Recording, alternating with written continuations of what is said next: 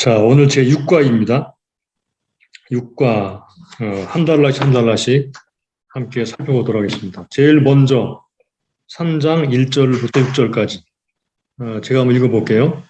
그러므로 함께 하늘의 부르심을 입은 거룩한 형제들아, 우리의 믿는 도리의 사도시며 대제사장이신 예수를 깊이 생각하라. 저가 자기를 세우신 이에게 충성하시기를 모세가 하나님의 온 집에서 한 것과 같으니 저는 모세보다 더욱 영광을 받을 만한 것이 마치 집 지은 자가 그 집보다 더욱 존귀함 같으니라. 집마다 지은 이가 있으니 만물을 지으신 이는 하나님이시라. 또한 모세는 장래 말할 것을 증거하기 위하여 하나님의 온 집에서 사환으로 충성하였고 그리스도는 그의 집 맡은 아들로 충성하였으니 우리가 소망의 담대함과 사랑을 끝까지 견고히 잡으면 그의 집이라. 네, 여기서 3장 1절이 중요하죠. 자, 3장 1절 그 밑에 교재를 보시면 3장 1절에 주어와 본 동사가 뭐냐 그랬습니다. 예, 이거는 쉽죠? 형제들아 이 말이죠. 주어는 함께 하늘의 부르심을 입은 거룩한 형제들아 이고요. 그 다음에 본 동사는 깊이 생각하라. 깊이 생각하라. 그래서 여기서 1절에서 중요한 깊이 생각하다 라는 말을 연구하는 것이 이제 필요한데,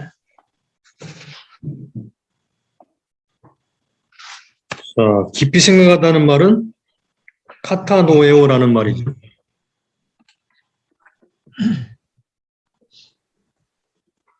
이 카타노에오라는 말은 주의 깊게 관찰하다,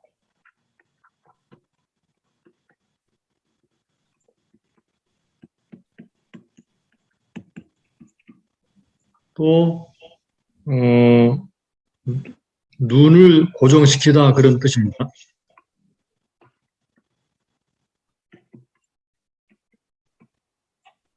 주의 있게 관찰하다, 눈을 고정시키다.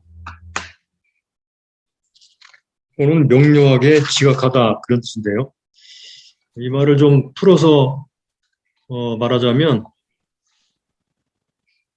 생각과 마음의 눈을 예수님께 고정시키는 것을 말하죠. 그렇다면 한번 문맥적으로 살펴볼 필요가 있는데, 특별히 유대교인들이었던 이 사람들, 아마 유대인들이 많이 있었겠죠. 이 독자들 가운데는. 이제 히브리서는 율법에 대한 이야기가 많으니까 아마 유대인들이 많이 있었을 거라고 생각합니다.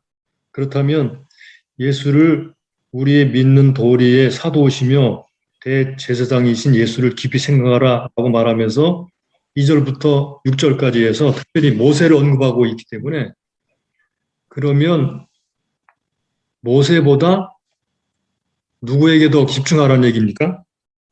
예, 예수님. 그렇죠. 예수님께죠.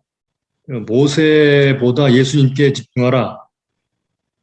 예, 그런 의미를 우리가 일단은 생각할 수가 있을 거예요. 그러니까 모세를 깊이 생각하기보다는 예수님을 깊이 생각해라. 그러면서 이제 하는 말들이 그 2절부터 6절까지 말씀이에요.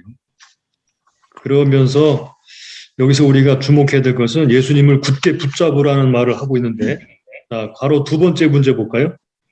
다음은 1절과 14절에 NASB의 비교로 만들어 놓은 구절이지 밑에. 자, 3장 1절을 보게 되면 이렇게 되어 있어요. 함께 하늘의 부르심을 입은 거룩한 형제들아 이렇게 말을 했죠. 3장 14절에 보게 되면 우리가 3장 14절 우리가 시작할 때 확실한 것을 끝까지 견고히 잡으면 그리스도와 함께 참여한 자가 되리라 그랬죠. 함께. 여기 함께라는 말이 1절도 나오고 2절도 나오죠. 요 함께라는 말은 무슨 말인지 좀 살펴보셨어요? 이 함께. 요거는 메토코이라는 말. 예, 메토코이. 메토코이라는 말이죠. 요 메토코이라는 말은 동참자. 그 NSB 구절을 두 개 기록해놨는데 여기서는 영어로 파테이커, 파테이커스라고 되어 있죠. 네. 동참자. 우리말은 그냥 함께라고 번역이 되어 있는데 이거를 직역하자면 동참자라는 말입니다. 동참자라는 말은 권성수 교수가 말하기를 공동의 축복과 특권을 누리는 자들이라는 의미로 해석했는데 아무튼 예수님과 함께 참여하는 사람들을 말하죠. 어떤 사람들이 그렇게 되느냐? 예수님을 끝까지 견고히 붙잡는 사람들이. 그러면서 예수님에 대해서 1절에서 이렇게 말하죠. 우리의 믿는 도리의 사도시며 대제사장이신 예수. 이렇게 말을 했어요. 우리의 믿는 도리의 사도와 대제사장. 여기서 대제사장 우리가 잘 알고 있으니까 우리가 좀 생각해 봐야 될 그런 단어는 믿는 도리라는 말입니다. 믿는 도리. 믿는 도리라는 말을 찾아보셨나요? 믿는 도리. 호모로기아. 예, 호몰로기아죠. 믿는 도리.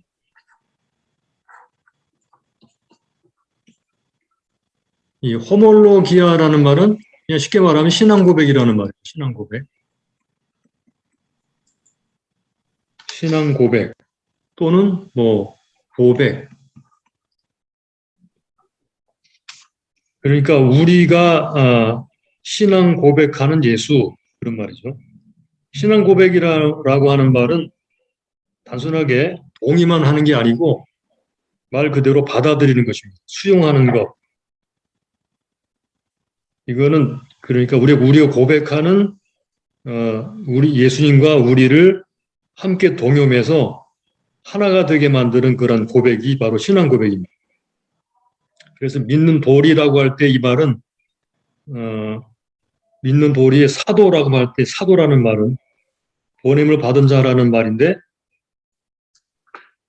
여기서 예수님을 보냄을 받은 자라고 말을 했을 때 이 말은 사자 또는 대사, 인도자, 최초로 으뜸가는 보냄을 받은 자라는 그런 의미로 생각을 하면 좋겠어요. 그러니까 믿음의 인도자, 신앙 고백의 주체이고 최초로 보냄받은 그러한 대상, 그리고 대제사장, 예수님을 깊이 생각하라. 그분에게 생각을 고정시켜라. 잘 관찰하고 그분에 대한 신앙 고백을 굳게 붙잡아라. 그런 말이죠. 그러면 그 다음부터 나오는 모세와 그리스도에 대해서 우리가 좀 비교를 해볼 필요가 있을 것 같아요. 모세와 그리스도. 모세와 그리스도는 어떤 면에서 같고 어떤 면에서 다른가? 자, 2번에 보시면 거기 도표가 하나 있죠? 모세는 사원으로 충성했고 예, 예수님은 아들로 충성했고. 그렇죠. 자, 그러면 도표를 일단 여기 도표를 보시면서 같이 한번 정리해 볼까요? 일단은 닮은 점, 모세와 그리스도가 닮은 점은 하나님의 집을 위해 자기를 세우신 이에게 신실. 예, 하나님의 집을 위해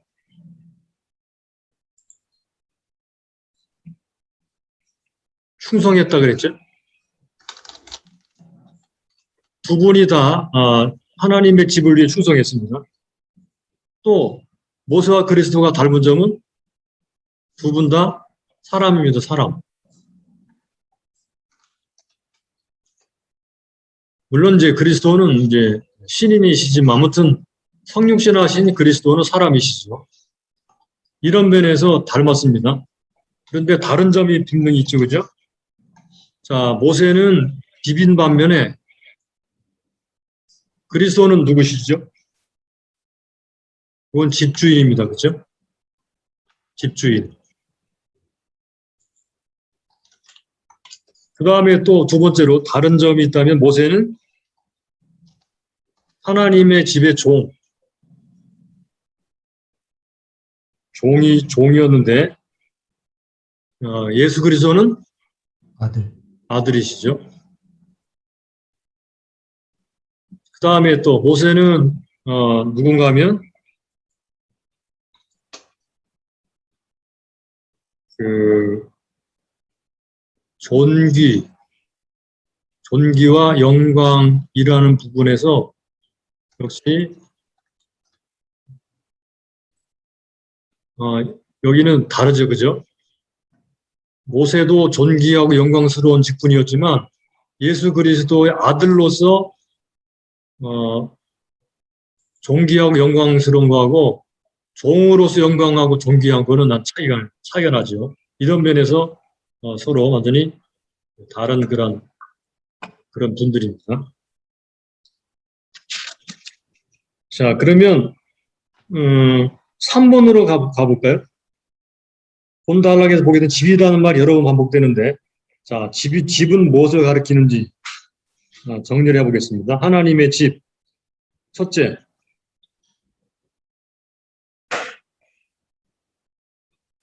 첫째는 집은 하나님이 지으셨죠.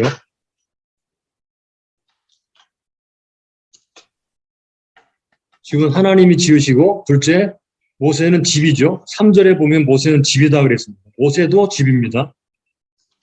세 번째, 모세는 집에서 사환으로 충성했습니다. 그렇죠? 네 번째, 예수 그리스도는 집 맡은 아들로 충성했습니다. 앞에서 본 것과 거의 비슷한 것입니다. 다섯 번째, 자, 6절이 중요한데 집이 무엇이냐 하는 것을 알기 위해서 더 확실하게 알 수 있는 구절은 6절입니다. 우리가 소망의 담대함과 사랑을 끝까지 견고히 잡으면 그의 집이라 라고 말을 하면서 2절부터 6절까지 안에서 집은 어떤 존재인가를 확실하게 보여주는데 한마디로 말하면 하나님 백성들이죠. 하나님의 집은 하나님의 백성들 또는 교회 이렇게 부를 수 있는 것이 바로 집입니다. 하나님의 집, 교회, 하나님의 가족, 그래서 하나님을 아버지로 모시고 예수 그리스도를 받아들이시며 우리는 형제들로 그렇게 구성되는 집이죠. 바로 이것이 하나님의 집이 바로 동참자, 예수 그리스도 함께하는 동참자, 그리고 함께 부르심 받은 사람들이 참여하는 그런 곳입니다. 그게 바로 집입니다. 자, 4번으로 넘어가서요. 여기서 반복되는 구절이 하나 있는데 3장 6절과 3장 14절이 비슷합니다. 자, 3장 6절과 14절을 읽어보겠습니다. 6절, 그리스도는 그의 짐받은 아들로 충성하였으니 우리가 소망의 담대함과 자랑을 끝까지 견고히 잡으면 그의 집이라. 그 다음에 14절, 우리가 시작할 때에 확실한 것을 끝까지 견고히 잡으면 그리스도와 함께 참여한 자가 되리라. 여기 끝까지 견고히 잡으면 이렇게 나오죠. 끝까지 견고히 잡으면 그의 집이라. 그리스도와 함께 참여한 자가 되리라. 할 때 이 두 구절은 조건절입니다. 4번을 보실까요? 4번. 자, 4번을 보시면은 거기 두 구절을 나란히 병행시켜 보라 그랬죠. 그죠? 우리가 소망의 담대함과 자랑 끝까지 견고히 잡으면 14절 우리가 시작할 때 확실한 것을 끝까지 견고히 잡으면 그의 집이라 그리스도와 함께 참여한 자가 되리라 했을 때 이 두 조건절은 4번의 문제를 보시면 헬라어에서 세 번째 부류에 해당되는 불확실성의 조건절이라고 그랬습니다. 자, 이게 무슨 말인가 하면 4번 그 교재 맨 밑에 박주를 보실까요? 여기 보게 되면 헬라어의 네 가지 조건문이 나오죠. 첫째, A 플러스 직설법 모든 시제는 사실의 진술이고 그러니까 뭐뭐 하면이라는 말이 사실이라는 말입니다. 두 번째 A 직설법 과거 시제 할 때는 이것은 사실과 반대되는 가정, 내가 새라면 날 수 있을 텐데 이런 것을 말할 때 쓰는 직설법이고요. 세 번째 애안 플러스 가정법, 그가 온다면 함께 가겠다. 불확실성의 가정, 즉 올 수도 있고 안 올 수도 있다 그런 말입니다. 네 번째 A 플러스 기원법, 요거는 더 큰 의욕을 표현하는 방식인데요. 세 번째 방식이 바로 3장 6절과 3장 14절이에요. 이게 왜 중요한가 하면 애안 플러스 가정법인데요. 그러니까 끝까지 견고히 잡으면 그의 집이 되고 안 잡으면 그의 집이 안 된다. 그런 의미가 있다는 것입니다. 첫 번째 조건법은 사실을 진술하는 것이지만 세 번째 조건법은 그럴 수도 있고 안 그럴 수도 있다라는 그런 불확실성을 나타내는 그런 조건절. 그래서 만약에 우리가 소망의 담대함과 사랑을 끝까지 견고히 잡으면 그의 집이 되고 끝까지 견고히 잡지 않으면 그의 집이 안 된다. 그런 의미고요. 14절도 우리가 시작할 때 확실한 것을 끝까지 견고히 잡으면 그리스도와 함께 참여한 자가 되고 끝까지 견고히 잡지 않으면 함께 참여한 자가 못 된다. 그런 의미입니다. 네.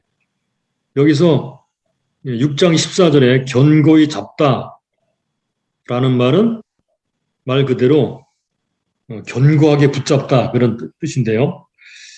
6절로 돌아가서 보게 되면 소망의 담대함과 자랑이라는 말이죠. 자, 소망의 담대함과 자랑.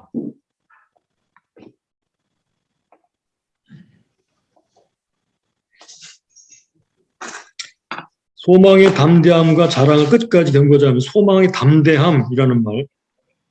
자, 담대함이라는 말이 뭔지 혹시 찾아보셨나요? 팔레시아? 예, 파레시아. 예, 파레시아라는 말이죠. 파레시아라는 말은 신뢰하다.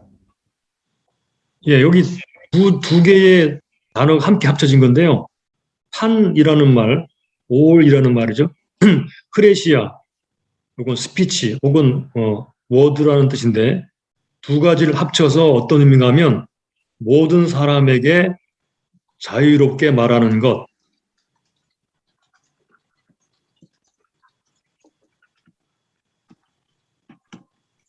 모든 사람에게 자유롭게 말하는 것. 그러니까 담대하다라는 말은 모든 사람들에게 자기가 생각하는 바를 자유롭게 말하는 그런 것을 가리키는 그런 의미를 가지고 있다는 말입니다. 자, 이게 담대함이에요. 그 다음에 자랑이라는 말이 나오죠. 자랑이라는 말은 무슨 단어로 되어 있나요? 카르케마. 예, 카드케마라는 말로 되어 있죠. 카드케마. 요 카드케마라는 말은 어떤 의미인가요? 요거는 자랑거리. 제 자랑거리. 요거는 공개적인 고백.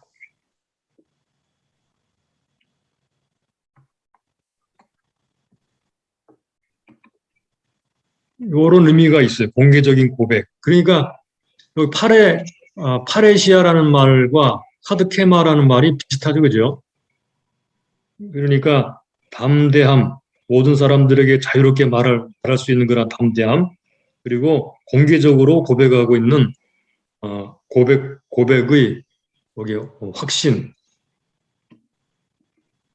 좀 더 이걸 이제 풀어서 말하자면 소망은 어떤 것인가 하면은 우리를 어떤 반대나 박해에도 담대하게 하는 것.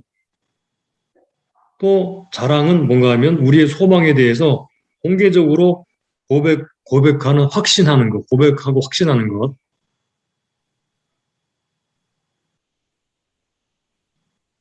그러니까 이 소망의 담대함과 자랑을 끝까지 견고히 잡으면 이라고 말을 했을 때 예수 그리스도가 우리의 소망이고 자랑이다 라는 것을 말해주고 있는 거죠. 예수 그리스도가 우리가 믿는 예수 그리스도가 우리의 자랑이며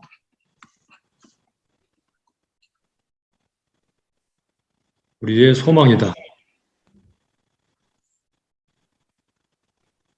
이거를 처음부터 끝까지 굳게 잡으면 우리는 그의 집이 된다. 그리스도와 함께 참여한 자가 된다. 그런 의미입니다. 그러니까 지금 이 말씀을 생각할 때 1절에 예수를 깊이 생각하라 라는 말과 끝까지 견고히 잡으면 이라는 말은 일맥상통하는 부분이죠. 자, 그러면 한 가지만 더 이제 생각하고 넘어가겠습니다. 여기 끝까지 견고히 잡으면 이라는 말을 세 번째 부류에 해당되는 불확실성의 조건절로 사용되었다는 것은 의미하는 바가 큽니다. 그러니까 히브리서 전체 문맥과 통통하는 거죠. 뒤로 물러가거나 믿음이 타락하지 않고 계속 그 믿음을 처음에 붙잡았던 믿음을 끝까지 유지하라. 네, 그런 취지로 지금 말하고 있다는 것입니다.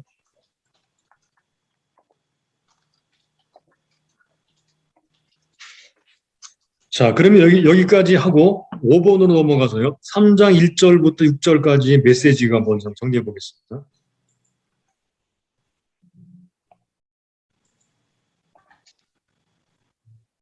(3장 1절부터 6절까지의 메시지. 제가 정리를 해놨는데 한번 같이 보시죠. 3장 1절부터 6절까지 메시지는 예수를 깊이 생각하라. 여기 깊이 생각하라 라는 말에 주목을 하면서 첫 번째 주는 메시지가 바로 이것입니다. 예수님께 초점을 맞춰라. 초점. 생각의 초점, 관점의 초점, 행동의 초점, 믿음의 초점, 이런 것들을 맞춰라. 그런 말이죠. 나의 신앙생활이나 사역에 있어서 초점이 예수님이 아닌 다른 것에 있어서는 안 된다. 그럽니다. 이거는 초대교회 유대의 그 배경에 있었던 사람들이 자꾸만 옛날 과거로 모세에게로 돌아가려고 하는 그런 경향을 우리가 생각하면서 현재 우리들에게 적용하자면 지금 우리는 모세를 생각하거나 그렇진 않겠죠. 그러나 예수님에게 초점 맞추지 않는 신앙생활, 또 사역도 뭐 교회라든가 또는 뭐 수라든가 또는 뭐 물질이라든가 뭐 이런 것들이 아닌 예수님 자신에게 초점을 맞추게 되는 것, 이것이 얼마나 중요한지를 생각할 수 있습니다. 두 번째, 예수가 나에게 무엇인가를 생각하라. 저자는 이렇게 말하죠. 예수는 우리의 신앙 고백의 대사이시며 우리의 신앙 고백의 대사, 아포스톨로스, 대제사장이시며 하나님의 아들이시고 창조주라고 말하면서 예수님은 우리의 소망이시고 자랑이다 이렇게 말하죠. 이거는 본문에 나오는 그런 말씀을 열거한 건데요. 중요하죠. 예수님에 대해서 말씀합니다. 우리 신앙 고백의 대사이시다. 그분을 따라가야 되겠죠. 하나님과 우리 사이의 대제사장이시고 그분은 아들이시고 그분은 창조주이시고 그분은 특별히 우리의 소망이시고 자랑이시다. 여기서 우리가 질문하고 넘어가겠습니다. 예수님이 우리의 궁극적 소망이 되는가? 예수님이 우리의 자랑인가? 예수님이 우리의 전부인가? 우리는 예수님 한 분만으로 만족할 수 있는가? 이런 질문을 우리에게 하고 있다는 말씀이에요. 예수님 한 분만으로 만족하는가? 예, 이게 아주 중요한 질문입니다. 예, 이런 메시지가 1절부터 6절까지 해서 함께 생각해 볼 수 있는 메시지. 자, 그러면 다시 돌아가서 교재로 돌아가서 4번으로 가보겠습니다.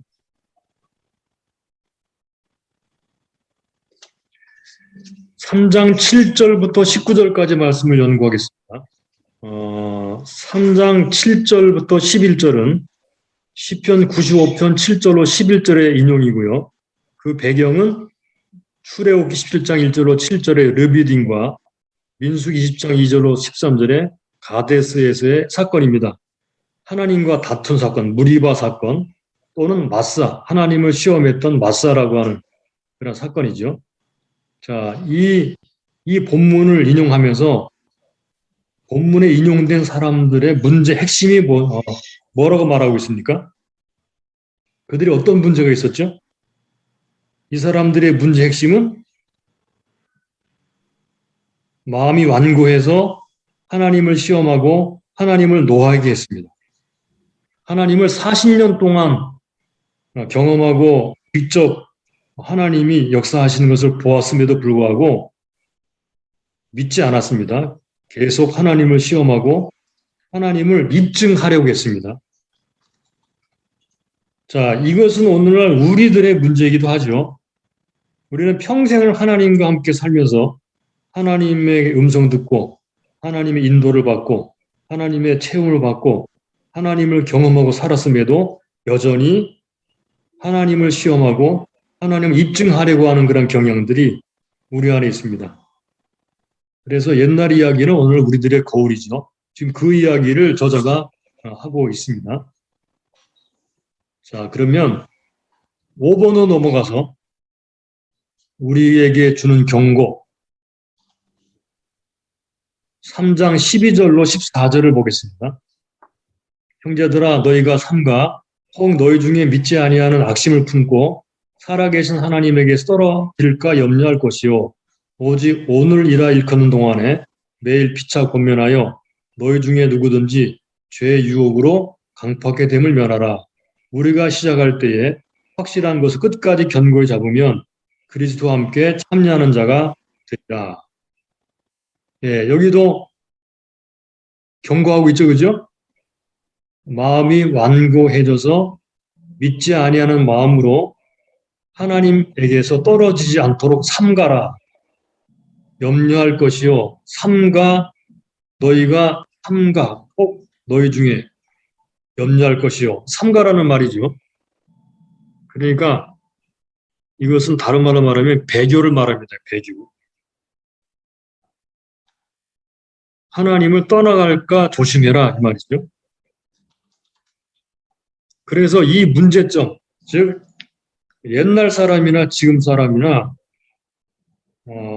문제, 즉 하나님을 떠나갈 수 있는 이런 문제를 해결하기 위해서 필요한 것이 뭐죠? 바로 이번에 질문이 있거든요. 자, 그 문제를 해결하기 위해서 필요한 것. 견고하기 전에. 자, 그 13절이 답이 나오죠? 오직 오늘이라 일컫는 동안에 매일 피차 권면하여 너희 중에 누구든지 죄의 유혹으로 강팍하게 됨을 면하라 이렇게 말을 했어요. 그러니까 답은 오늘이라 일컫는 동안에 매일 피차 권면하는 것. 오늘 일하고 오늘 동안이죠. 오늘 동안에 매일 피차 권면하는 것입니다.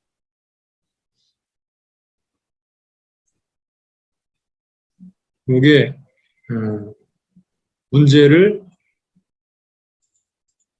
문제점, 하나님에게 떨어질 가능성의 문제점을 해결하는 방법입니다. 매일 피차 권면하는 것. 여기 권면은 이 권면이 뭐겠어요? 이 권면이 그거는 말씀으로 서로 권면하는 거겠죠? 말씀으로 권면하는 것. 그러니까 서로 말씀으로 격려하고 말씀으로 기도하고 말씀 듣고 묵상하고 다른 사람들에게 권면의 말씀을 주고 하는 것 굉장히 중요하다는 말씀입니다. 그러니까 매일 모이고 기도하고 말씀 듣고 설교 듣고 이런 게 굉장히 중요하다는 말이에요. 그런데 요즘 어때요? 이게 지금 코로나 시대에 이거 잘 안 돼요. 이 마귀가 지금 이걸 방해하고 있는 것입니다.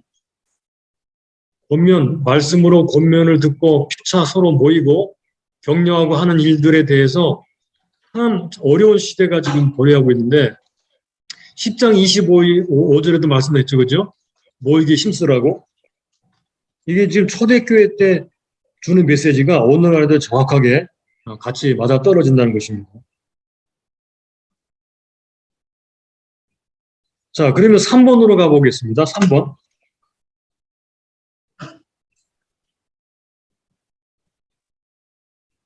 3번. 히브리서의 수신자들 하여금 시작할 때에 확실한 것, 끝까지 을 잡지 못하게 하는 것, 이게 뭘까요? 믿지 않는 것. 히브리서 전체를 우리가 쭉 훑어보게 되면, 그것들이 뭔지, 대략 알 수 있거든요. 잠깐만요.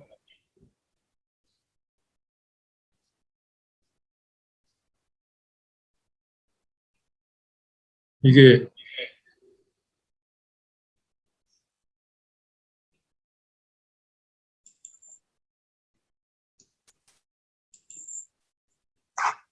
자, 제일, 그러니까 끝까지 견고하게 잡지 못하게,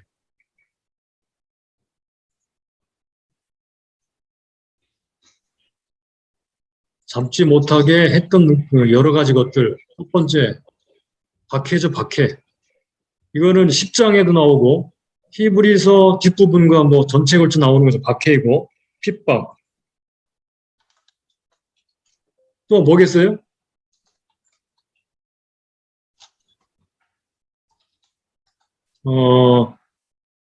6장, 5장, 6장에 들어가면 알 수 있는 것이 하나 있는데, 영적 어린아이입니다.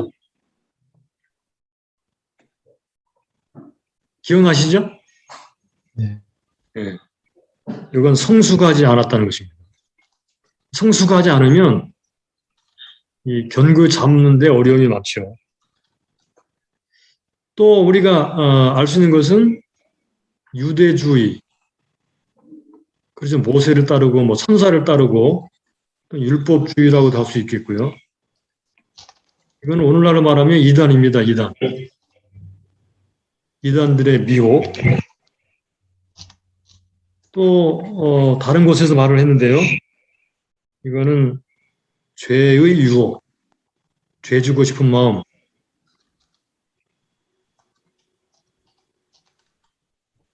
그 다음에 5번째는 마음의 강팍함.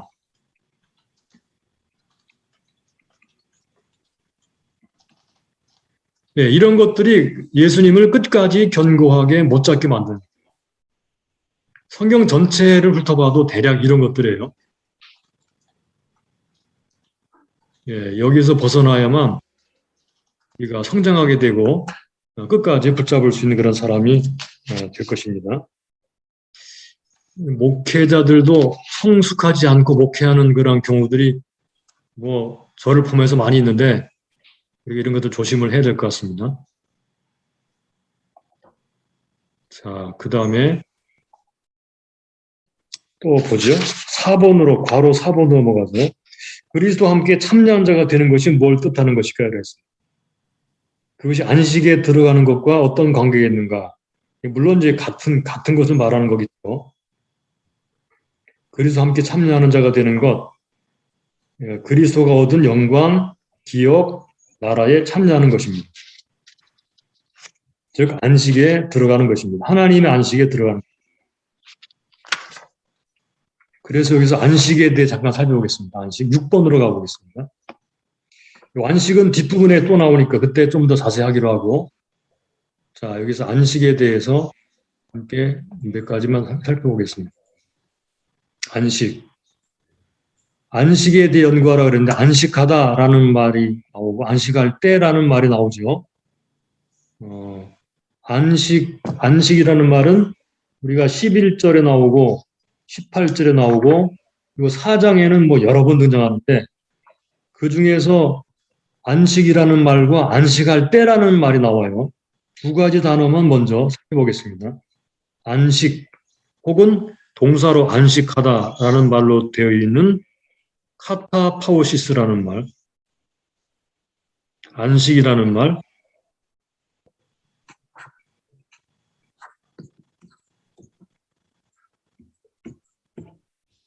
또 카타파오시스라는 말은 이거는 모든 활동으로부터 멈추는 것입니다.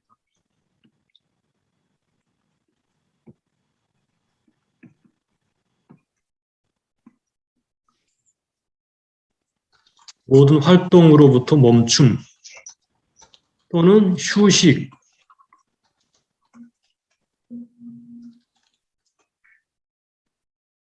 요거는 하나님의 안식에도 사용되었고 일반적으로 사람에게도 이제 이 말이 사용되었습니다. 그런데 아주 독특한 단어가 하나가 나오거든요.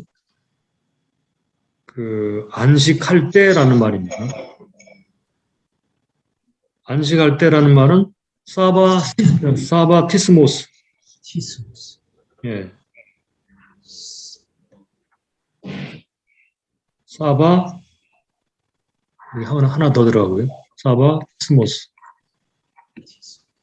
예, 사바티스모스라는 말은 신약에서 여기만 한 번 나오는 단어라고 그래요. 그러니까 다른 곳에서 없는데 아마 저자가 이 말을 만들지 않았을까라는 그런 추측도 있습니다. 이 말이 가지고 있는 말은 이것은 안식일의 안식입니다. 안식일의 안식. 그러니까 안식일의 안식은 예표죠, 예표. 이것은 최종적인 안식을 말합니다.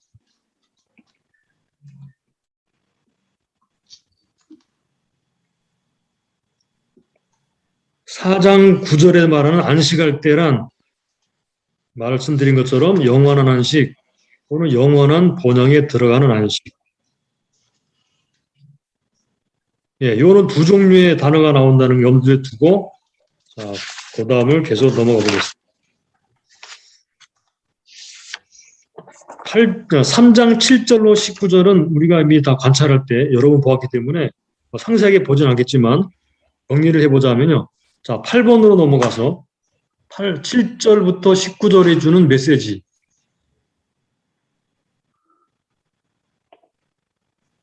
(8절부터 19절에) 주는 메시지를 살펴보겠습니다.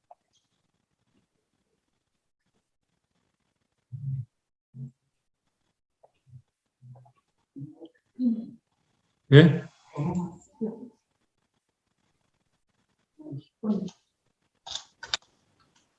번호가 틀린다고요? 목사님 8번이죠 지금? 네. 예, 8번입니다. 8번. 3장 7절부터 19절에 주는 메시지.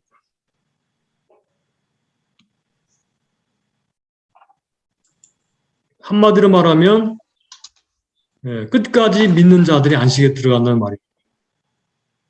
끝까지 믿는 자들이 안식에 들어간다. 이게 히브리서에서 참 중요한 메시지죠. 끝까지 믿는 자들이 안식에 들어간다. 이게 무슨 의미를 가지고 있을까요? 그래서 세 가지로 좀 정리를 해봤어요. 끝까지 믿는 자들이 안식에 들어간다는 것이 저 의미심장한 말인데 우리가 보통 그 생각할 때 하나님이 선택한 자들은 천국에 간다 이렇게 보통 생각을 하는 경우가 많이 있어서 끝까지 믿는다라는 것을 글쎄 그렇게 심각하게 생각하지 않는 것 같거든요. 어쨌든 간에 히브리서는 이걸 굉장히 중요하게 여기고 있다는 말. 그래서 이렇게 우리가 정리를 해볼 수 있을 거예요. 첫째, 시작은 잘했으나 광야, 이 광야에서 문제가 생길 수 있느냐. 그렇죠? 그 첫 번째 모세가 이끌었던 사람들도 광야에서 문제가 생겼죠. 끝까지 믿는 자들이라는 말 속에 이미 어떤 문제를 의식하고 말을 하고 있는 거예요. 끝까지 믿지 않을 수도 있는 일이 있다. 그런 말이죠. 그래서 저자는 말합니다. 항상 말씀으로 권면을 받아야 된다. 광야라는 곳을 통과하면서 항상 말씀으로 권면받아야 된다. 이게 굉장히 중요하죠. 이거 없으면 안 된다는 것입니다. 문제를 해결할 방법은 말씀으로 피차 오늘 일하고 하는 동안에 계속 권면을 받고 이 말씀을 믿음으로 섞어야 된다는 거예요. 세 번째, 처음 믿을 때 처음에 확신했던 것 끝까지 믿음으로 붙잡아야 해요. 처음과 끝이 똑같아야 된다는 거예요. 같은 믿음으로 처음과 끝을 장식해야 된다. 요런 그 메시지가 본문 안에 들어있어요. 광야가 있을 수 있다. 광야를 통과할 때 문제가 일어날 수 있고 믿음이 타락할 수 있다. 그러므로 광야를 통과하는 그 도중에 서로 언제든지 말씀으로 권면을 받아야 된다. 그래서 교회에 모여야 되는 거고 설교 들어야 되는 거고 성경 읽어야 되는 거고 계속 성경 암송하고 묵상해야 되는 거고 그런 이유가 바로 여기 있는 거예요. 그렇게 됐을 때 처음에 확신했던 것을 잊어버리거나 잃어버리지 않고 계속 믿음으로 붙잡을 수 있게 되죠. 그래서 이렇게 정리해 봤습니다. 믿음은 한번 프로그래밍 되면 자동으로 실행되는 컴퓨터 프로그램과 같은 것이 아니다. 믿음은 하나님 말씀을 듣고 살아계신 하나님과 올바른 관계를 유지하는 것이다. 올바른 관계를 유지하는 것이다. 하나님과 그분의 말씀을 절대적으로 신뢰하는 것이 믿음이다. 올바른 관계를 유지하고 하나님과 그분 말씀을 절대적으로 신뢰하는 것. 언제 어디서든지 하나님과 그분의 말씀을 언제 어디서든지 여기 광야죠. 광야든지 아니면 뭐 오아시스든지 상관없이 하나님과 그 말을 절대적으로 신뢰하는. 요게 되지도 않아가지고 사실은 이 광야 시대나 초대교회 때나 지금이나 항상 문제가 일어나게 되는 거죠. 이렇게 7절부터 19절까지의 말씀을 이렇게 메시지로 정리해 보았습니다. 자, 그럼 이제 9번으로 넘어가 보겠습니다. 자, 이제 4장으로 넘어가서 4장 1, 2절 한번 읽어보겠습니다. 그러므로 우리는 두려워할지니 그의 안식에 들어갈 약속이 남아있을지라도 너희 중에 혹 미치지 못할 자가 있을까 함이라. 너희와 같이 우리도 복음 전함을 받은 자이나 그러나 그 들은 바 말씀이 저희에게 유익이 되지 못한 것은 듣는 자가 믿음을 화합지 아니함이라. 그렇죠. 우리가 앞에서 생각했던 것과 일맥상통하죠. 또다시 이어서 경고하고 있습니다. 왜 자꾸만 계속 반복해서 경고하는 것일까요? 히브리서는 우리가 이미 관찰할 때, 개관할 때 보았지만 문구로서는 문장 이상으로서는 한 해 단락으로서는 5번인가 나오죠. 그 경고가. 근데 이렇게 중간중간에 계속 이런 식으로 경고를 하고 있는 것을 볼 수 있어요. 왜 그럴까요? 안식에 들어가지 못할 자가 있기 때문에. 예, 그렇죠. 예. 옛날 광야에서의 이스라엘과 똑같은 일이 발생할 수 있다. 여기에 이제 그 관점이 있는 거예요. 그러니까 옛날 광야에서 일어났던 배교 행위, 그 행위가 이 초대교회 히브리서를 받았던 이 초대교회 시대 때도 일어날 가능성이 있고, 그렇다면 지금도 역시 똑같죠.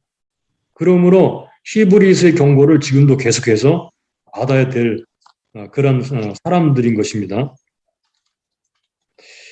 자, 그러면 이제 3장에서 볼 수 있는 어떤 것 이어서 계속 좀 해오게 되면요. 어떤 사람들이 안식에 들어가지 못하고 어떤 사람들이 안식에 들어가는가. 계속 10번으로 넘어가 보겠습니다. 10번. 믿음을 화합하지 아니했기 때문에, 그러니까 안식에 들어가지 못하고 안식에 미치지 못하는 사람들이 생겼는데 왜 그랬는가? 저희와 같이 우리도 복음 전환 받은 자이나 그러나 그 들은 말씀이 저희에게, 자 보세요. 저희와 같이 우리도 복음을 전함을 받은 자이나 그러나 그 들은 바 말씀이 저희도 복음을 우리도 복음을 들었다는 말입니다. 그런데 저희는 들은 바 말씀이 유익되지 못했는데 그 이유가 뭐냐? 믿음을 듣고 믿음을 화합지 않았기 때문이다. 이런 말이죠. 자, 여기 화합하다라는 말이 나옵니다. 화합하다. 화합하다라는 말은 무슨 말인지 찾아보셨어요? 요 화합하다라는 말은요. 섞다라는 말입니다. 섞다. 쉰겔란드. 예. 쉰케르뮴이라는 말이죠. 쉰케라뮴이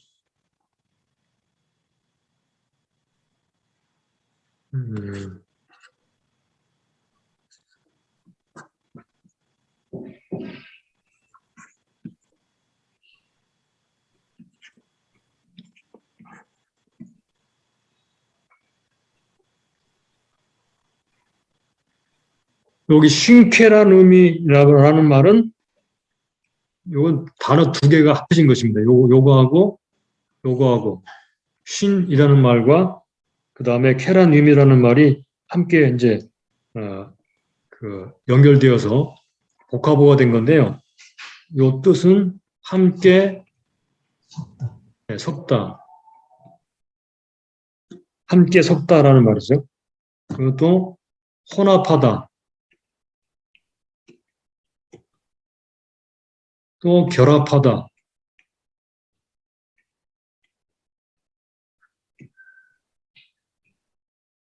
그런 말입니다. 그러니까 듣는 자가 믿음을 화합하지 아니함이라. 그러니까 무엇과 무엇이 섞여지는 거예요?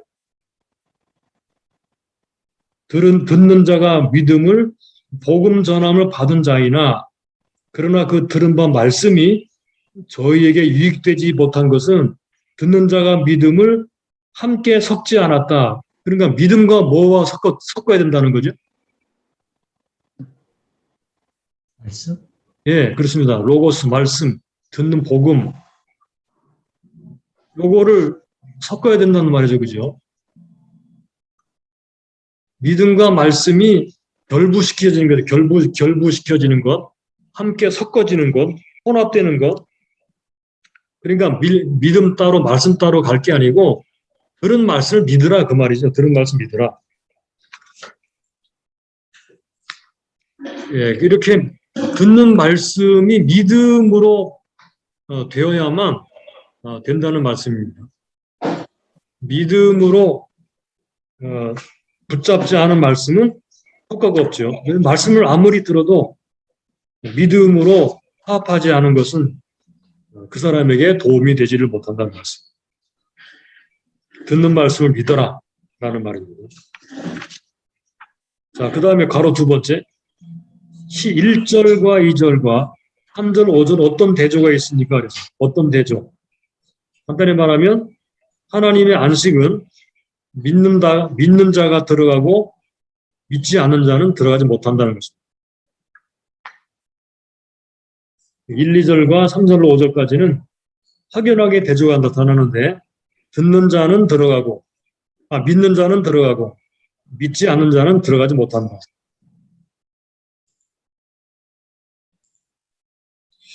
자, 여기서 그러면 하나님의 안식이 어떤 것인가를 좀 정리해 볼 필요가 있어요. 하나님의 안식은 무엇인가? 하나님의 안식이라는 말이 여러 번 등장하거든요.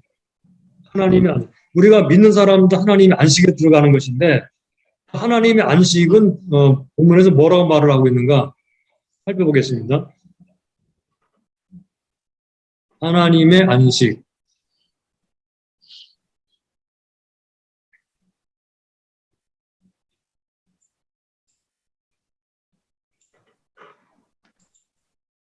이게 빨리빨리 안 뜨네. 자, 제가 정리해 놨는 걸 한번 보겠습니다. 하나님의 안식. 저자가 말하고 있는 이 문맥 속에서의 이 문맥. 자, 이 문맥 속에서 하나님의 안식은 뭘 말하는지 문맥을 주목해서 보겠습니다. 문맥을.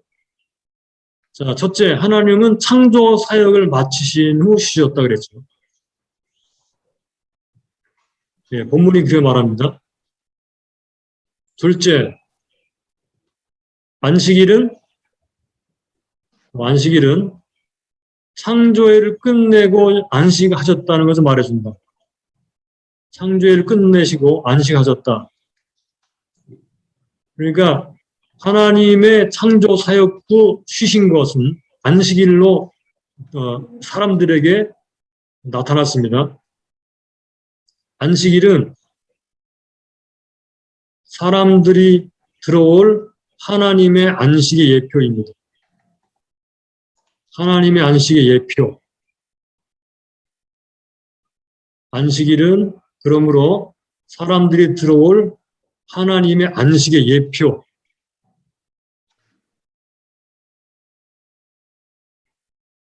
그 다음에 네 번째 하나님의 명령에 순종하는 믿는 자들이 안식에 들어오도록 되어 있다. 믿는 자들이. 왜냐하면 복음을 먼저 받은 자들은 순종하지 않아서 들어가지 못했기 때문이다. 다섯 번째, 가나안의 안식은 자, 이게 한 가지 더 나옵니다. 가나안의 안식. 여기는 안식일. 안식일과 가나안의 안식을 구분하시기 바랍니다. 가나안 땅에 들어간 안식은 역시 순종하는 자들이 들어가는 안식의 하나님 안식 상징이다, 상징. 요거는 안식일은 예표이고 요거는 상징입니다. 왜냐하면 여호수아가 준 안식이 궁극적인 것을 말하고 있지 않기 때문이며, 그렇죠? 여호수아가 준 안식이 끝이라면 더 이상 다른 게 필요 없죠. 그러나 다윗이 말을 했고 예수 그리스도가 가져온 안식이 있기 때문에 그렇습니다.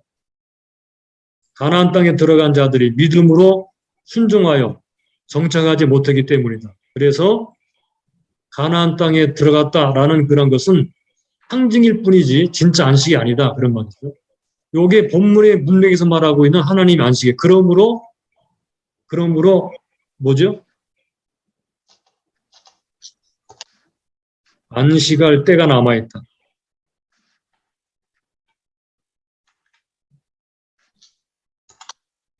예, 요게 이제 저자가 하는 말입니다. 그러므로 안식이 남아있다는 거죠. 그래서 지금도 믿는 자가 들어간다 라는 말을 하고 있어요. 자, 그렇게 정리를 하시고요. 그 다음에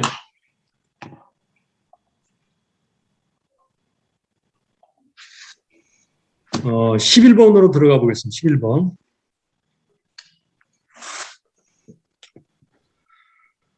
여호수아가 이스라엘 백성이 준 안식은 무엇을 가리킵니까? 8절.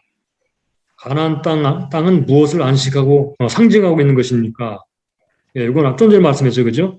하나님의 안식을 상징하는 거죠. 그래서 우리 특별히 구절을 보겠습니다. 그러면 그런즉 안식할 때가 하나님의 백성에게 남아 있도다. 우리가 앞에서 이 말을 봤죠. 사bat 키스모스 6번에서 봤죠, 그죠? 이걸 잠깐 다시 한번 정리해 보겠습니다. 이 4장 그 구절을 NASV라고 하는 역본에 보게 되면 사바스 레스트라고 그렇게 번역을 해요. NIV도 사바스 레스트라고 번역을 했고요. 그리고 킹 제임스 버전에서는 하나님의 백성들의 안식, 백성들에게 주는 안식이라고 그렇게 번역을 했습니다. 이 사바티스모스는 안식일의 안식을 말하는 것인데 최종적 안식을 말하는 그런 의미라고 합니다. 최종적 안식.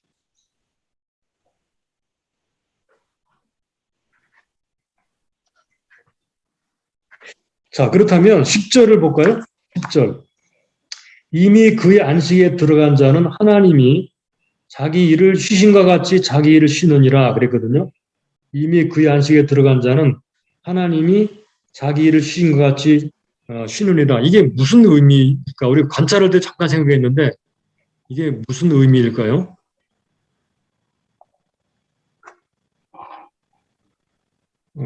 그의 안식에 들어간 자는 누구를 말하는 걸까? 여기 10절이 말하는 바는 무엇을 의미하는 걸까? 자, 10절. 이미 그의 안식에 들어간 자는 하나님이 자기 일을 쉬신 것 같이 자기 일을 쉬느니라 라고 했을 때 두 가지 견해가 있습니다. 견해. 첫째는 이거는 모든 일을 다 완성하고 참 안식에 들어간 사람들. 요거는 이제 죽은 사람들. 그러니까 죽어서 안식에 들어간 사람들. 죽어서 안식에 들어간다라는 그런 견해가 하나 있고요. 또 한 가지는 이거는 단순하게 구원을 말하는 거다라고 하는 그런 견해가 있습니다. 구원.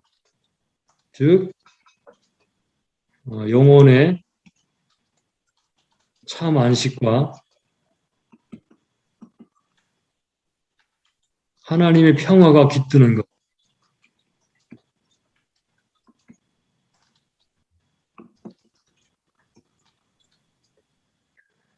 죽어서 들어간 안식과 구원받은 상태, 구원받은 상태를 말하는 것인데 이 두 견해 중에 하나를 선택하라 그러면 참 굉장히 좀 이렇게 까다롭죠, 그죠? 그래서 저는 이런 경우는요 두 가지 다를 다 의미한다라고 그렇게 생각합니다. 두 가지 다. 굳이 하나만 선택할 이유가 없을 것 같아요. 두 가지 다를 선택해도 별 크게 뭐 차이가 나지 않기 때문에 살아서 구원받은 사람들의 상태와 죽어서 된 상태가 이미 혹은 아직이라는 그런 의미에서 상통한다 그렇게 볼 수가 있기 때문에 이 두 가지는 함께 취할 수 있다라고 생각합니다. 그런데 우리가 여기서 생각해야 될 또 다른 중요한 질문이 하나 있습니다. 12번으로 가볼까요? 10절과 11절의 의미를 우리가 잠깐 생각했어요. 11절에서 우리가 저 안식에 들어가도록 힘쓰자라고 했습니다. 힘쓰자. 11절에 들어가도록 힘쓰자. 왜 힘써야 되는가? 힘쓴다는 말은 도대체 무슨 의미인가? 힘쓰자. 요거 힘쓴다는 말은 열심내다라는 말이에요. 열심내다. 열심히 노력하자. 스프다조라는 말인데요. 안식에 들어가는 일은 반드시 말씀을 듣고 순종하는 수고와 힘씀이 필요하다.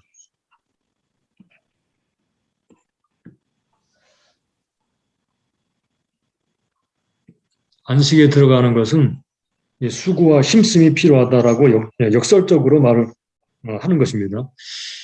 이게 수고와 힘쓴다는 것하고 안식은 어떻게 보면 서로 상충되는 그런 개념이거든요. 그런데 지금 우리가 해야 될 일은 말씀을 듣고 순종하는 그런 힘씀이 필요하다. 이게 히브리서의 메시지예요. 안식은 편안하게 있다가 그냥 쉽게 들어가는 그런 것이 아니고 힘쓰고 애써야 된다. 라고 말씀을 하고 있어요.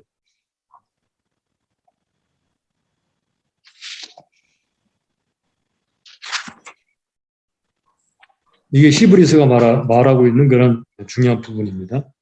자, 13번으로 넘어가 보겠습니다. 11절 목사님. 예. 11절 그 뒷부분에 보면 예. 히브리서 지금 이게 3장서부터 지금 역사적인 이스라엘 백성들의 이야기를 하면서 이 말을 하고 있는 거거든요. 예, 그렇죠.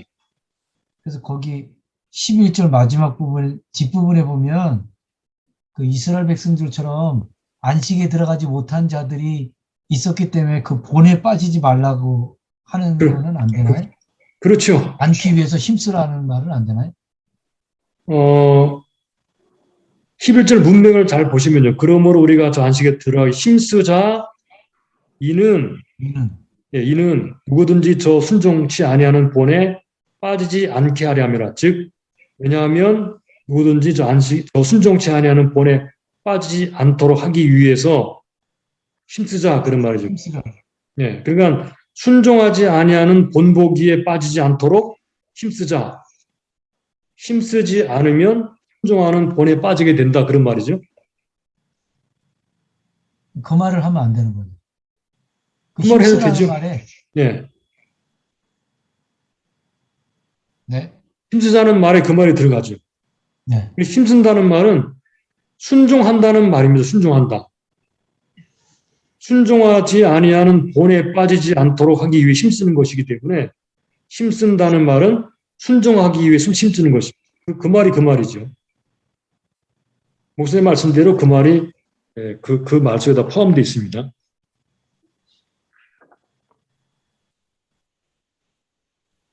그러니까 순종하지 않는 본보기는 광야의 사람들이고 그 본보기를 따라가지 않도록 하기 위해서 그 따라가면 안식에 못 들어가니까 따라가지 않기 위해서 힘쓰자고 말을 하고 있는 것입니다. 자, 그래서 13번으로 넘어가서요. 그래서 우리가 생각해야 될 게 이제 12절, 13절에 나오는 하나님 말씀에 대한 이야기입니다. 거기 12절 앞에 왜냐하면이라고 하는 접속사가 들어있어요. 그러므로 우리가 저 안식에 들어가기 힘들지니 이는 누구든지 저 순종치 아니하는 본에 빠지지 않게 하려 함이라. 왜냐하면 하나님의 말씀은 살았고 운동력이 있어 좌우에 나서 어떤 검보다도 예리하여 손과 영과 및 관절과 골수를 찔러 쪼개기까지 하며 또 마음의 생각과 뜻을 감찰하기 때문이다. 이렇게 말하는 거죠. 13절 지으신 것이 하나라도 그 앞에 나타나지 않음이 없고 오직 만물이 우리를 상관하시는 자의 눈앞에 벌거벗은 것 같이 드러나기 때문이다. 그래서 13번으로 넘어가서 자 가로 1번 하나님 말씀은 문맥상에서 뭘 의미하느냐. 자 3장 4장의 문맥 안에서 여기 말하는 하나님의 말씀은 라고 말을 했을 때 이 말씀은 하나님 말씀은 뭘 의미하죠? 뭘 가리키는 거죠? 뭘 의미한다기보다는 뭘 가리키는 거죠? 앞에서 말씀하신 것처럼 창조에 대한 약속이 있었다는 걸 얘기하는 거 아닌가요? 그보다 좀 더 폭넓게 봐야 될 것 같은데. 그러니까 계속 말을 했죠, 그죠? 우리가 지난주 관찰할 때 말씀을 관찰했죠, 그죠? 다시 한번 잠깐 볼까요? 3장 앞부분에 7절에 그러므로 성령이 이르신 바와 같이 오늘날 너희가 그의 음성을 듣거든 그랬죠. 15절에도 성경에 일렀으되 오늘날 너희가 그의 음성을 듣거든 이랬죠. 또 2절 4장 2절에 저희와 같이 우리도 복음 전함을 받은 자이나 그러나 그 들은 바 말씀이 여기 똑같이 로고스예요. 그러니까 12절에 나오는 말씀 로고스, 2절에 나오는 말씀 로고스, 복음 전함을 받은 자이나 그러나 그 들은 바 말씀이라는 말과 같이 복음 전함, 말씀 같은 의미죠. 그죠? 그래서 이런 퀴즈로 보게 되면 12절에 나오는 말씀은 뭐예요? 문맥상에서 뭘 가리키느냐? 즉 그의 음성.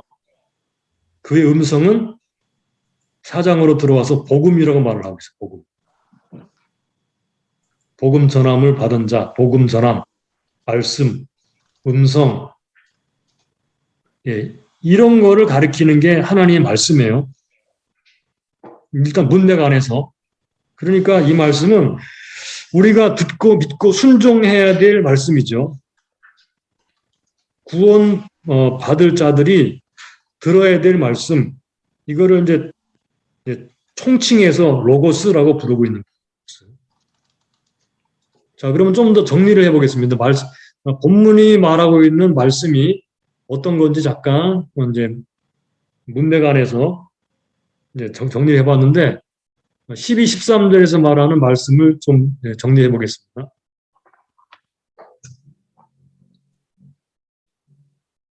하나님의 말씀은 어떻다고 말을 하고 있는가? 12, 13절.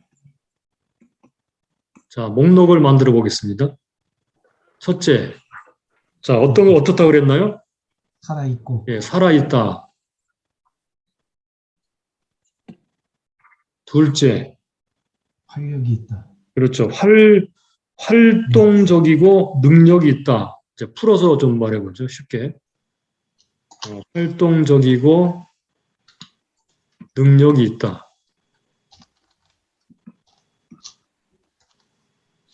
그리고 활동적인 능력은 에네르기라는 말이죠. 세 번째. 좌우의 날성검과 같다.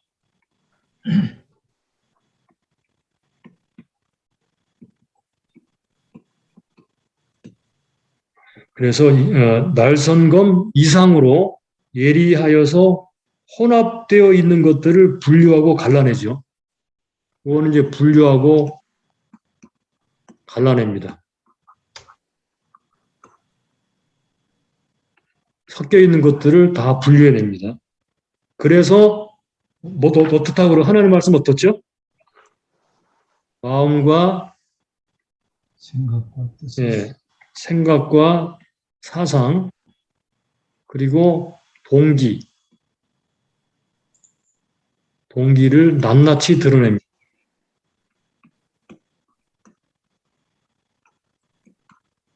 낱낱이 드러낸다. 다섯 번째. 숨길 수 없다. 예, 하나님 앞에서는, 즉 말씀 앞에서는 나타나지 않는 것이 없다. 예, 그렇죠. 아무것도 숨길 수 없다.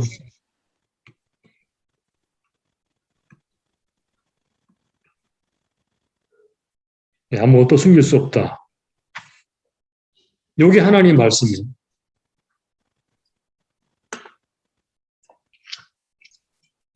그래서 하나님의 말씀에 직면하는 자만이 어떻죠? 하나님의 말씀이 이러하기 때문에 어떤 사람이 하나님의 안식에 들어갈 수 있겠어요? 하나님의 말씀 앞에 선 사람은 자신이 얼마나 연약하고 더럽고 추하고 완악하고 순종하지 아니하고 가능성이 없는 존재라는 것을 철저하게 깨닫게 되지 않겠어요? 그죠? 그래서 이렇게 철저하게 깨닫게 되면 하나님의 심판대 앞에서 자기가 하나님의 심판을 받을 수밖에 없는 존재라는 것을 깨닫게 됩니다. 그렇지 않겠습니까? 그죠? 하나님의 말씀 앞에서 두려워 떨게 될 것이고 어찌할 거라고 하게 될 것입니다. 그렇다면 자기에게 뭐가 필요하다는 것을 알 수 있게 되죠. 뭐가 필요한 걸 알 수 있게 될까요? 예, 그렇습니다. 그래서 이 하나님 12, 13절에서 말하는 바대로 하나님 말씀 앞에 낱낱이 드러나고 자신이 이렇게 폭로된 사람들은 하나님의 은혜가 절실히 필요하다는 사실을 알게 됩니다. 이 은혜를 이 은혜를 사람들이 입혀주는 자가 누구죠? 대제사장. 자기에게 자기를 중보하고 자기의 모든 허물을 덮어주고 죄를 깨끗하게 해주고는 하나님의 은혜를 가져올 대제사장이 필요하다는 것을 절실하게 깨닫게 됩니다. 이게 하나님의 말씀이에요. 이게 복음이고. 그러면 14절로 넘어가게 되면요. 이 부분이 아주 명백하게 드러나죠. 그죠? 4장 14절부터 16절을 볼까요?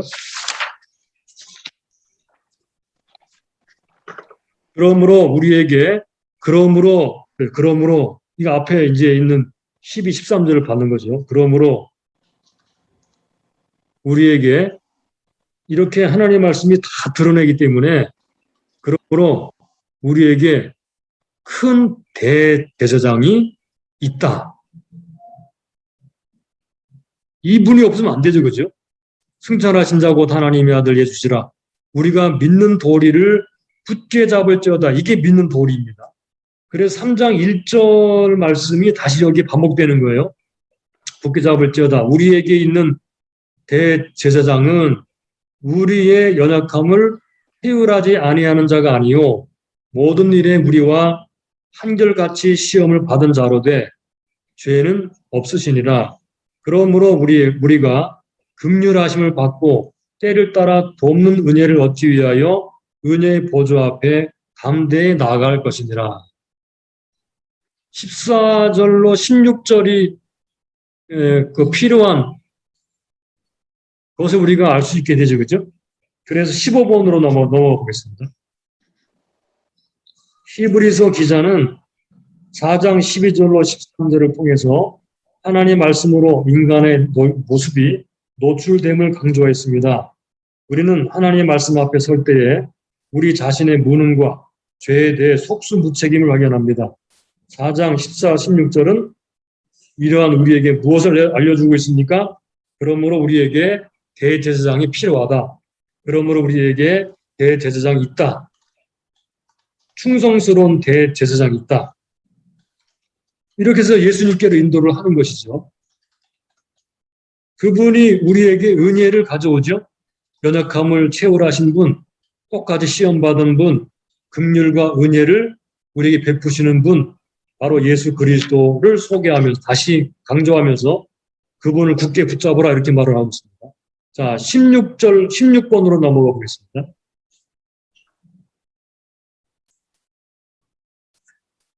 그런 의미에서 4장 14절로 16절과 4장 12절로 13절은 대조를 이루고 있어요. 그런 의미에서. 자, 괄호 3번으로 넘어갑니다. 믿는 도리, 아까 우리가 보았죠? 믿는 도리라는 말이요. 3번 나옵니다. 히브리서에. 기억나시나요? 3번. 믿는 도리.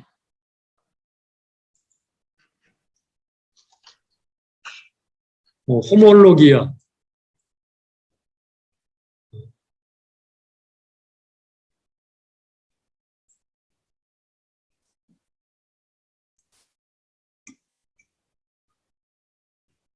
첫째, 3장 1절에 한번 나오죠. 기억나시죠? 3장 1절. 두 번째로 4장 14절에 나오고요. 좀 전에 읽었던 본문. 세 번째로 나오는 게 10장 23절입니다. 그래서 10장 23절 잠깐 보겠습니다. 자, 10장 23절은 어떻게 나오는가? 또 약속하신 이니 미쁘시니 우리가 믿는 도리의 소망을 움직이지 말고 굳게 잡아. 여기도 굳게 잡는다는 말이 똑같이 나와요. 믿는 도리를 굳게 잡는다. 우리가 이것을 기억하면 좋겠습니다. 그러니까 우리의 신앙 고백을 굳게 잡자. 즉 우리의 신앙 고백의 대사이시고 앞서가신 예수님을 굳게 잡자라는 말입니다. 그리고 괄호 4번 체휼하다. 연약함을 체휼하지 아니하신 분이 아니요, 그렇죠? 체휼하다. 이거는 다른 사람과 함께 고난을 받다. 라는 말입니다. 다른 사람과 함께 고난을 받다. 남의 경우를 이해해서 그 사람과 같은 느낌을 가진다는 공감의 차원만이 아니고 실제로 도움을 베푸는 것까지 포함하는 동정. 마음의 동정뿐만 아니라 실제로 도움을 베푸는 것까지 포함하는 동정이라는 의미입니다.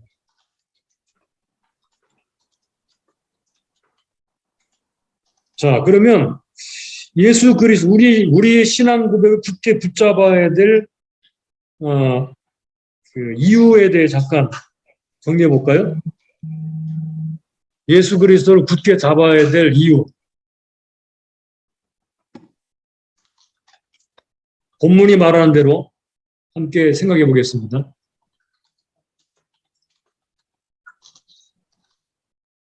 예수님을 굳게 잡아야 될 이유.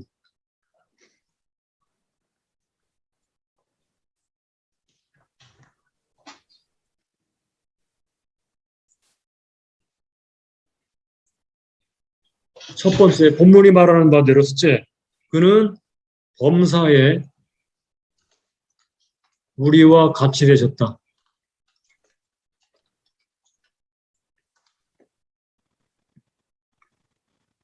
둘째, 우리의 연약함을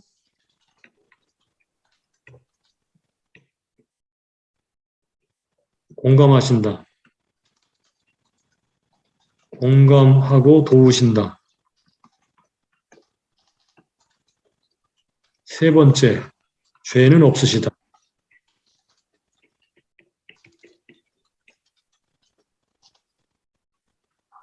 이게 바로 대제사장의 모습이죠. 요래서 이제 5장으로 넘어가면 대제사장을 소개하고 있는 거예요. 우리가 범사에 같이 되시고 연약함을 공감하고 도우시고 죄는 없으신 완전하신 대제사장.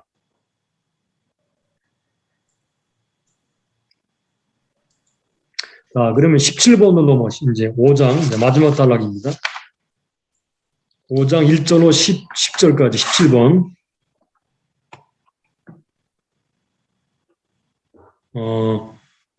아론과 예수 그리스도가 어떤 부분에서 닮았고 어떤 부분에 다른지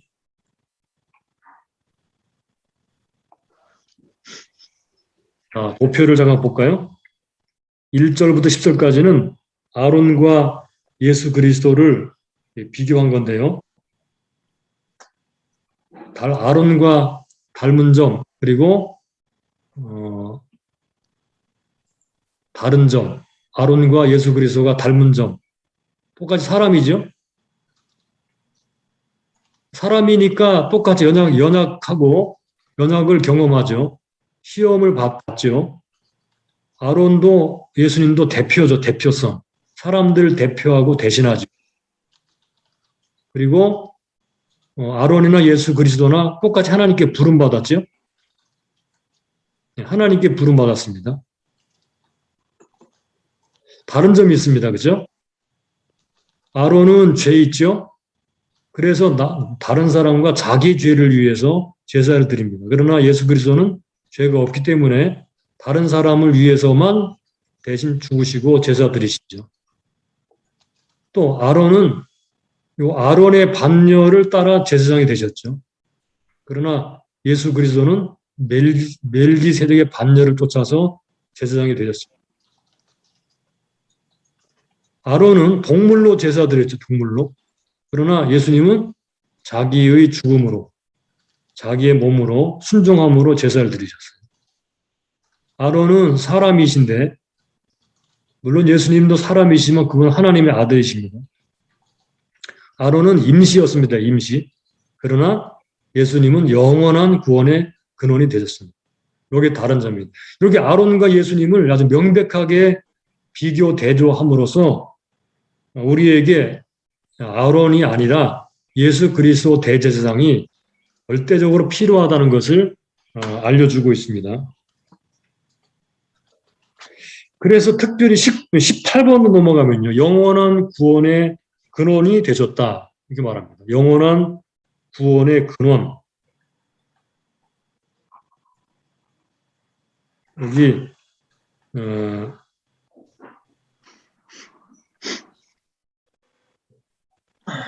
영원한 구원의 근원. 여기 근원이라는 말이요. 아이티오스라는 말인데 아이티오스. 이 말은 무엇의 원인이 되는 이라는 뜻입니다. 무엇의 원인이 되는. 요거를 좀 더 풀어서 말하자면 영원한 구원의 원천, 구원의 시작. 그래서 어떤 영역본에는 아서라고 되어 있죠, 그죠? 구원의 시작, 구원의 원천, 구원의 시작이 되셨다.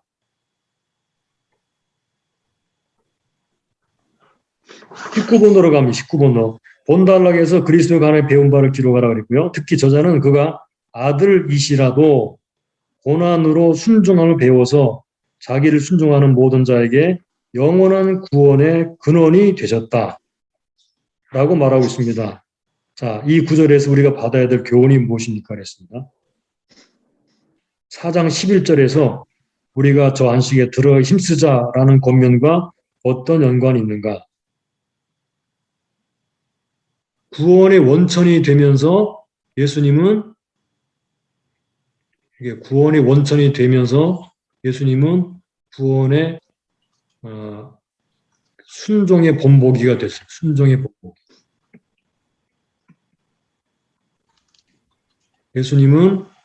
예수 그리스도는 구원의 원천, 구원의 시작이 되시면서 또 그를 순종하는 자들에게 구원의 원천이 되셨다라고 말씀하기 때문에 순종의 본보기가 되셨다. 그러므로 예수님처럼 순종해야 된다라는 것을 굉장히 은연중에 강조하고 있다는 말씀을 할 수 있습니다. 자, 그러면 이 마지막 단락인 이 부분에 대해서 좀 정리를 해보죠.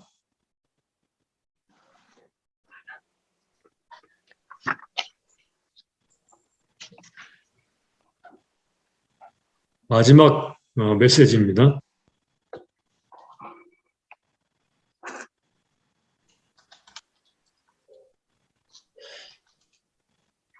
우리가 어떻게 믿는 도리이신 예수를 굳게 잡고 은혜의 보좌 앞에 나갈 수 있을까? 5장 7절부터 9절에서 하나님께 순종하심으로 자기를 순종하는 모든 자에게 영원한 구원의 근원이 되신 예수 그리스도를 바라보게 한다. 그는 우리의 본보기이신 분이시다. 그래서 예수님 우리에게 자기를 따라하라고 하신다. 자, 7절부터 9절까지 한번 읽어보겠습니다. 그는 육체에 계실 때 자기를 죽음에서 능히 구원하실 이에게 심한 통곡과 눈물로 간구와 소원을 올렸고 그의 경건하심으로 말미암아 이 경건이라는 말이 개역본에서는 경외하심으로라고 되어 있습니다. 이거는 개정판입니다. 말미암아 들으심을 얻었느니라. 그가 아들이시면서도 받으신 고난으로 순종함을 배워서 온전하게 되셨은즉 자기에게 순종하는 모든 자에게 영원한 구원의 근원이 되시고. 그러니까 예수님처럼 하면서 믿는 도리를 굳게 잡고 은혜의 보좌 앞에 나가자라는 것입니다. 어떻게? 예수님처럼 하라는 건데 예수님이 이렇게 하셔서 그래서 간구와 소원을 올렸다 그랬죠. 그러면 우리도 간구와 소원 올리는 것, 통과 눈물로 요거 이 기도 하나님과의 기도 관계 그리고 두 번째는 경외 하나님을 경외하자 하나님 경외 세 번째 고난 가운데 순종하자 순종 요게 예수님처럼 하면서 믿는 도를 굳게 잡고 은혜의 보좌 앞에 나갈 수 있는 방법입니다. 예수님을 따라하는 거예요. 따라하는 거. 예수님을 그대로 따라하는 것. 기도하고 하나님을 경외하고 또 하나님께 순종하면 고난 가운데서도 순종하면서 예수님을 굳게 붙잡고 은혜의 보좌 앞에 나가는 것입니다. 이게 지금 마지막 단락의 핵심 메시지라고 말을 할 수 있을 거예요. 그러니까 우리 현재 살아가는 우리들이 영원한 하나님의 안식에 들어가고 구원의 놀라운 은혜를 받기 위해서 실제로 날마다 실천해야 될 방법이 뭐냐? 기도하고 하나님 경외하고 그리고 하나님께 순종하는 이 일에 힘쓰는 것. 이게 힘쓰는 방법이죠. 힘쓰는 것.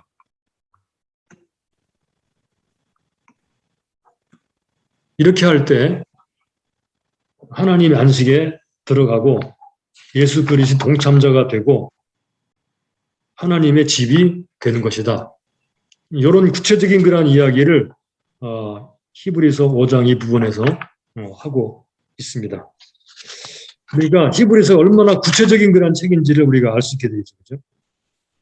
영원한 대제사장이신 예수 그리스도께서 우리 앞서 가시면서 구원의 근원이 되신 예수님이 하신 모습을 그대로 따라서 하는 것.